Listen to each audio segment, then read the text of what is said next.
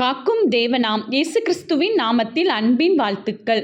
ரோமர் 8:14 மேலும் எவர்கள் தேவனுடைய ஆவியினாலே நடத்தப்படுகிறார்களோ அவர்கள் தேவனுடைய புத்திரராய் இருக்கிறார்கள்.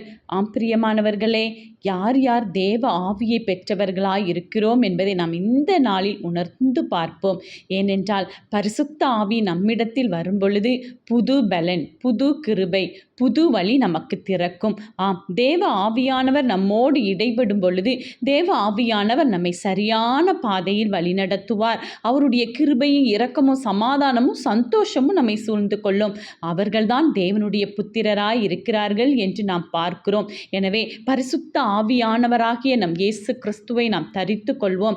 தேவ ஆவியானவர் நம்மோடு இருக்கும் பொழுது நாம் தேவனுடைய புத்திரர், எதுவும் அணுகாது. ஆமென்.